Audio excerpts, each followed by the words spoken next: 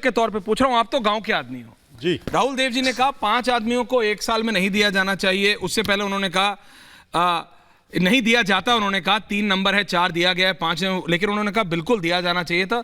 सो वो balance line लेके चलते हैं, है ना। बट चौधरी साहब को देने में इतनी लेट नहीं, आपको नहीं लगता कि इट्स बीन टू डिलेड, बहुत लेट हुआ और अब जो हुआ बिल्कुल ठीक हुआ? देखिए, मतलब किसान का बच्चा तो खुश हो गया, आज उसकी दिवाली हो गई। इस देश के ऐश्वर्य जी, इस देश के असंख्य किसान, कमेरे, गरीब जो गांव में निवास करते हैं, आज उनकी आत्मा तृप्त हो गई होगी।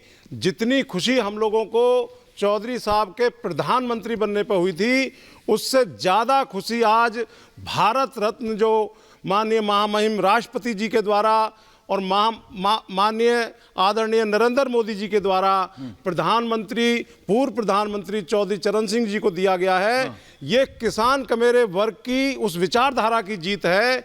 जो लोग आरोप लगाते हैं मोदी जी पर, चाहे वो किसी भी जाति धर्म के, किसी भी पार्टी के, किसी भी समुदाय के मानने वाले लोग हैं, मैं इसमें प्रधानमंत्री जी को कोटि कोटि नमन करूंगा, वंदन करूंगा, अभिनंदन करूंगा उनका कि उन्होंने जो ये भारत रत्न की घोषणा की, चाहे वो नरसिम्हा राव साहब की, चाहे वो अडवाणी साहब की और चाहे वो स्वामीनाथन जी की और चाहे वो पूर्व प्रधानमंत्री चौधरी चरण सिंह जी की, ये उस विचारधारा की, उनकी जनहित की जो योजनाएं थी, उनकी जीत है। और मैं अश्वर भाई मैं खड़े होकर के दंडवत करूंगा, नमन करूंगा मोदी जी को, मैं प्रणाम करूंगा कि उन्होंने भारत रत्न चौधरी चरण सिंह जी को दिया।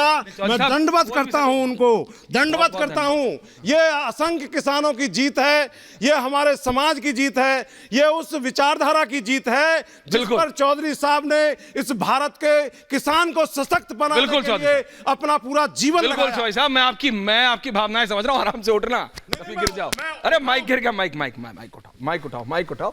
देखो, मैं आपकी भावनाएं समझ रहा हूं, मैं आपकी भावनाएं समझ रहा हूं, मैं आपके emotions. Vijay ji in the studio, Chaudhary साहब ने उठाया था, बिल्कुल उठाया, मैं बिल्कुल उठा, उसमें कोई डाउट नहीं, बिल्कुल खड़ा हुआ, नो जोक्स अपार्ट, उसमें कोई बार बार उसमें हो ही नहीं का धन्यवाद अदा करूंगा। देखिए, गांव का हर बच्चा, अनुराग भदौरिया जी, विजय जी आ रहा हूं, सिर्फ 1-2 मिनट मुझे दीजिएगा। अनुराग भदौरिया जी, इसका तो आप भी विरोध नहीं कर सकते, या कोई तरीका निकाल लेंगे कान हाथ घुमा के कान पकड़ने का? भदौरिया साहब, देखिए बोलने दीजिएगा प्रभु, क्योंकि आप बोलने कम देते हैं। आपकी भी एक समस्या है इस मामले, नहीं बोलने देने में भी आपको अवार्ड मिल जाना चाहिए सरकार से। देखिए, सवाल ये है कि हाँ, देखिए, ये खुशी की बात है कि हमारे चौधरी साहब को भारत रत्न मिला है, इसके लिए मैं सरकार को बधाई देता हूँ। लेकिन उसके साथ मैं सरकार से सवाल भी करता हूं, उनको तो अच्छा, तभी और अच्छा लगेगा आप स्वामीनाथन रिपोर्ट लागू कर देते, संपूर्ण लागत का किसानों की संपूर्ण लागत होती है उसका 1.5 गुना दे देते।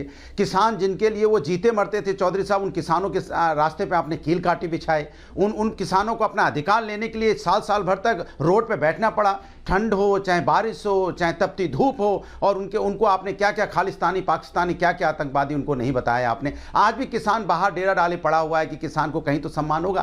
किसान के साथ अगर सबसे ज्यादा अन्याय किया है तो इस सरकार ने किया है। सिर्फ किसान नहीं, किसान के बच्चों के साथ भी क्या है। किसान के बच्चे तो सैनिक में भर्ती होते हैं, किसान के बच्चे तो शिक्षक बनते हैं, किसान की बच्चियां ही तो जाके यहाँ इस देश के अंदर पहलवान बनती हैं। किसान के जो बच्चे हैं, जो युवा हैं, जो बेरोजगार हैं, तो उन अगर सब आज रोड पे अपने न्याय मांगने के लिए, सभी धरना प्रदर्शन दे रहे हैं, सबको न्याय चाहिए जो सरकार नहीं दे पा रही है। तो सरकार की भी जिम्मेदारी बनती है कि किसान का भी सम्मान कीजिए, आप स्वामीनाथन रिपोर्ट भी लागू कीजिए। एक बात। दूसरी बात, समाजवादी तो हमेशा से चौधरी चरण सिंह का सम्मान करते थे, हमेशा से उनका सम्मान किया है। आदरणीय नेताजी ने तो मेरठ यूनिवर्सिटी होती थी, उस मेरठ यूनिवर्सिटी का नाम चौधरी चरण सिंह यूनिवर्सिटी किया।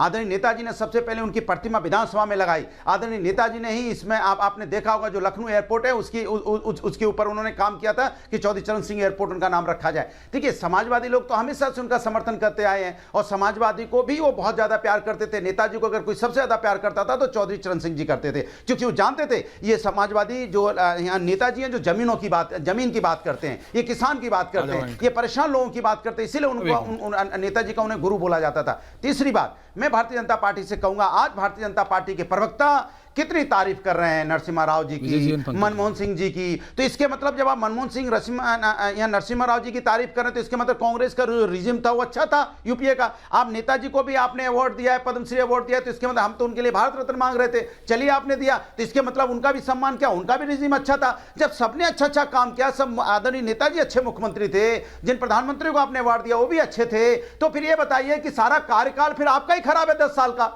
क्योंकि सारे कार्यकाल अच्छे थे, सारे मुख्यमंत्री, सारे प्रधानमंत्री अच्छे थे, पिछले मुख्यमंत्री अच्छे थे, हमारे नेताजी अच्छे थे, क्योंकि आप अवार्ड दे रहे हो अच्छे थे तभी तो। फिर आप बुराई क्यों करते हो? फिर इसके मतलब आप राजनीति करते हो कभी कभी। जवाब ले रहा हूं। आप एक तरफ अवार्ड भी दोगे नेताजी को, फिर उनके शासन को भी कोसोगे, तो इसके मतलब कहीं ना कहीं आप राजनीति भी करते हो। जवाब ले लूं। फिर आप नरसिम्हा राव की गवर्नमेंट को क्यों कोसते हो आप? फिर मनमोहन जी की गवर्नमेंट को क्यों कोसते हो आप? नेताजी की गवर्नमेंट को क्यों कोसते हो आप? इसके मतलब आप जनता को गुमराह करने की कोशिश करते हैं। ओके ठीक है, जवाब ले रहा हूं। जवाब ले रहा हूं, जवाब ले रहा हूं। सुधांशु त्रिवेदी जवाब दे। पिछले 20 साल की कोई okay Anurag ji, now you are repeating yourself. जवाब ले रहा हूं प्रोफेसर साहब, जवाब ले रहा हूं। सुधांशु जी जवाब दे रहे हो, उसके विजय जी और पंकज जी बचे। सुधांशु जी जवाब पूछिए। वो कह रहे हैं कि आप देखिए अवार्ड भी देते हैं और फिर कोसते भी हैं। चौधरी चरण से, अरे अभी बता रहे हैं, देखिए क्या बढ़िया प्रवचन दे गए भदौरिया जी कि चौधरी चरण सिंह इंटरनेशनल एयरपोर्ट नाम रखा गया लखनऊ के एयरपोर्ट का, जो कांग्रेस की सरकार, अनुराग जी बीच में नहीं है प्लीज, नहीं रखना काम था, केंद्र की सरकार थी, मगर नेताजी ने रखवा दिया, नेताजी ने रखवा दिया, मगर नेताजी स्वामीनाथन कमेटी की रिकमेंडेशन नहीं इंप्लीमेंट करवा पाए। अद्भुत है ना, मतलब 10 साल कांग्रेस की सरकार रही, 2004 में स्वामीनाथन कमेटी की रिपोर्ट आ गई, नेताजी ये करवा दिए वो करवा दिए चौधरी साहब के लिए, मगर स्वामीनाथन कमेटी की रिपोर्ट नहीं कर पाए। वो लागू हुई तो मोदी जी ने आने के बाद की। अब देखिए अपने टर्न पे बोलिए भाई प्रभु, आपने कहा था ना डिस्टर्ब नहीं, दर्शकों के साथ न्याय करिए, अपने टर्न पे बोलिए। वो लागू किया तो मोदी जी ने किया, स्वामीनाथन जी को सम्मान दिया तो मोदी जी ने किया। और जहां तक चौधरी साहब के सम्मान की बात है तो मैं दर्शकों को याद दिलाना चाहता हूं, हां यह सच है कि मुलायम सिंह जी ने उत्तर प्रदेश विधानसभा में लगवाई। क्यों? जब 89 में वीपी सिंह के नेतृत्व में जनता दल चुन के आया, 180 एमएलए थे यूपी की विधानसभा में और 56 बीजेपी के थे, आउटसाइड सपोर्ट के ऊपर इनकी सरकार थी। कायदे से हक बनता था मुख्यमंत्री बनने का चौधरी अजीत सिंह का, मगर वीपी सिंह नहीं चाहते थे कि चौधरी अजीत सिंह सीएम बने, क्योंकि उन्हें लगता था चौधरी चरण सिंह जी के बेटे हैं, वो लीगेसी आ जाएगी तो अजीत सिंह का कद वीपी सिंह के बराबर हो जाएगा। मुझे लगता है कि निश्चित रूप से जो पुराने पत्रकार बैठे हुए हैं, राहुल देव जी को भी और विजय त्रिवेदी जी को भी ये घटनाएं याद होंगी। तिलक हॉल की घटना, बहुमत चौधरी अजीत सिंह के पक्ष में था, मगर वीपी सिंह ने सोचा कि मुलायम सिंह बन जाएंगे तो मेरे चेले बन के रहेंगे, मगर मुलायम सिंह ने 10 महीने के अंदर दिया झटका वीपी सिंह को, जब हम दोनों ने समर्थन वापस लिया और चंद्रशेखर जी के साथ जाके चले गए। तो जनाब आपने चौधरी चरण सिंह जी की लीगेसी के साथ क्या किया? इसलिए इन्होंने वो प्रतिमा लगवाई थी ताकि जो गुस्सा था चौधरी साहब के समर्थकों में उसको सेटल किया जा सके। पर चौधरी चरण सिंह कृषक वर्ग से आने वाले देश के पहले प्रधानमंत्री थे, क्योंकि उससे पूर्व जो प्रधानमंत्री रहे उसमें प्योर एग्रीकल्चर बैकग्राउंड से नहीं थे, हम्बल बैकग्राउंड से आने वाले लाल बहादुर शास्त्री जी थे। पीवी नरसिम्हा राव दक्षिण भारत से भारत के पहले प्रधानमंत्री थे।